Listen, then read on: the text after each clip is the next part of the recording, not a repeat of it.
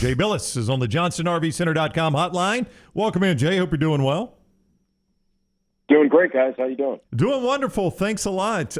Should I be buying into North Carolina as much as I am? They had a weird weekend. They had the biggest 8-9 win ever and the biggest blown lead ever. But that's kind of like this tournament in a nutshell. Yeah, I don't look at it as a blown lead. I look at it as they had an extraordinary thing happen with Brady Maddox being tossed from the game.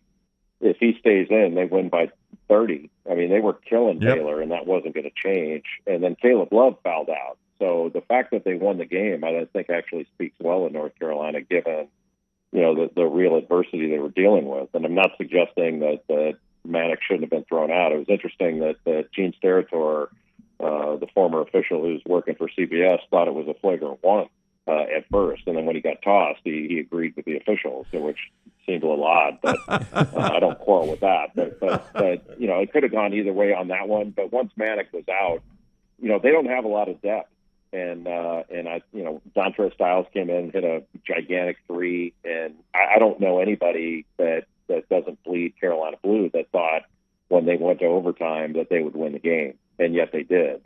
So with them at full strength, they're a formidable opponent for UCLA. And if UCLA has Jaime Jaquez Jr. compromised with that ankle, he's got, he should have plenty of time to get back to feeling better with it. But if both teams at full strength, it's a fair fight. Hey, and sticking in Philadelphia in the East, I mean, L'Historia's been St. Peter's. I mean, an incredible win in overtime over Kentucky. Then they moved past Murray State. Now they've got Purdue. Purdue's got size. Purdue's got multiple guys that can score from anywhere. Shaheen Holloway's done a great job getting St. Peter's there. But I would assume it ends with Purdue.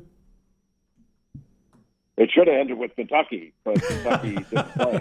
And you give St. Peter's all the credit. People say, well, don't take anything away from St. Peter's. And you're like, who's taking anything away from them? They're in the Sweet 16. We can't take that away.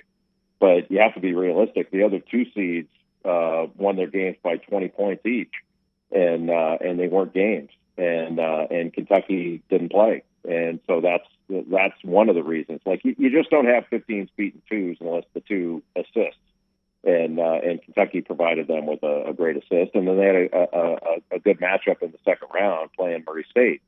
Purdue's going to be a different animal. I'm not saying St. Peter's can't win, but Purdue's going to have to help them, and I think it's going to be a different deal having to play against Travion Williams and Zach Edey. My guess is that you're going to see a lot more of that matchup zone out of St. Peter's, and they're going to have to have a great offensive night and a fantastic rebounding night to be able to keep up with Purdue and win the game.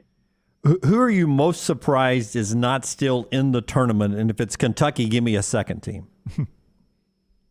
It is Kentucky, and then Auburn. I felt like Auburn would get through to the Sweet 16 or Elite Eight, and I wasn't surprised at Tennessee because, it's funny, people talk about the double-digit seeds that made it through the Sweet 16, and we're saying there are 4 double-digit seeds like this is like Cinderella exists, and the only Cinderella left in the tournament is St. Peter's. I mean, I just find it hard to call both Iowa State. Iowa State was ranked in the top 10 at one point in the season, and Michigan was really highly regarded but had some injuries and still has one with Devontae Jones with his concussion issue.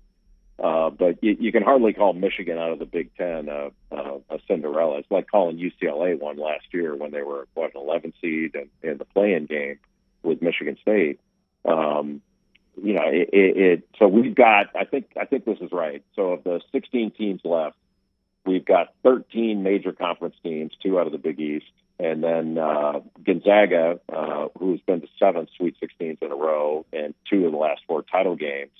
Hardly can call them a mid-major given their resources and their talent. And then Houston, who's going into the Big 12 and was in the Final Four last year. So there are no Cinderellas in the tournament except for St. Peter's. Jay Bilas is with us on the JohnstonRVCenter.com hotline from a distance. And granted, it is only from a distance watching on TV, Jay.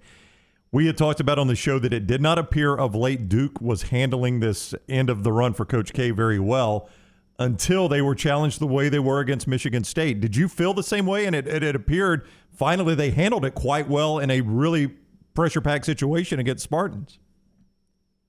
Yeah, they played really well, especially down the stretch. They were down 5 with 5 minutes to go or so and wound up winning the game. And they made some some really, I thought, mature plays on both ends of the floor. Part of the issue has been their defense hasn't been what it was projected to be. You had a lot of commentators saying this is old school Duke defense, and it's really not. They don't force turnovers at a high rate, and didn't force them against Michigan State. They forced one late, which was obviously really good for Duke, but they haven't been a pressure sort of passing lanes, forced turnover defense. And going against, a lot's going to be determined by the way the game's called by the officials against Texas Tech, because Texas Tech is great defensively. So I think you'll see Duke try to run the majority of its offense through the middle of the floor when they can try to, at least diminish some of the help side that Texas Tech plays with. But Duke's way better offensively, and Texas Tech is substantially better on the defensive end. So, it'll be a contrast, but Texas Tech is formidable. I think Duke is just a little bit better offensively. Houston seems like one of those teams that would be exhausting to play against. Remarkable. They play incredibly hard. They're a great offensive rebounding team, and that's going to be the biggest issue I think that Arizona has to deal with. Arizona gave up 20 offensive rebounds to TCU, to Texas Christian, and that's what put TCU in the position to win the game and all that. We'd be talking about something different right now had the officials called that foul at midcourt out of that double team that led to the Dalen Terry layup that was just after the buzzer, and the game went to overtime. But it really should have been TCU shooting free throws there. But yeah, I think it speaks well of Arizona. They were every champion or every Final Four team has at least a game like that leading up to it. And you have to win those, and they won it and made some huge plays down the stretch, especially Ben Mathurin and Christian Coloco. I think they scored 58 points between them. Arizona is really good, but Houston presents a lot of problems because they're unbelievably tough on the glass and really tough defensively. But Arizona is formidable on the defensive end as well. They can switch a lot of things. Their big guys really run, and they're not a little bit. They're a lot deeper. There's not much margin for error for Houston because of the injuries they suffered early in the year, so their guys have to play a lot of minutes, so they can't get in foul trouble. And Tajay Moore, every time he steps on the floor, he's the best athlete in the game. And so Houston, given their injuries, I think it's remarkable they're here, and it's remarkable they've got such a great shot to continue to advance because of how hard they play on the defensive end and what a great job they do rebounding. Our show's an SEC melting pot, so Arkansas is the only team left from the SEC. Our pot is empty. Our pot is almost empty. Tell me how they beat Gonzaga. If they're able to pull the upset, what happens? They got to shoot better than 27%, which they shot against New Mexico State. I was one of those that thought that Vermont was a good upset pick over Arkansas, and Arkansas blew them out by 4. They Vermont's good. Arkansas is difficult to play against because they're athletic and they defend well. Jalen Williams is a stud, just a terrific player. J.D. Notae's a great scorer. And Stanley Umude's been playing really well, but they don't shoot it great. And if they shoot in the 30s in their next game, it's going to be tough to win it. But they're fully capable. Alabama beat Gonzaga early in the year. They're fully capable of winning. But the SEC, Kentucky obviously, fell down by not showing up against St. Peter's, and that was a problem for the league. I thought that the Tennessee-Michigan game was a toss-up, and it wound up coming out on the wrong side of the coin for Tennessee when they shot it so poorly.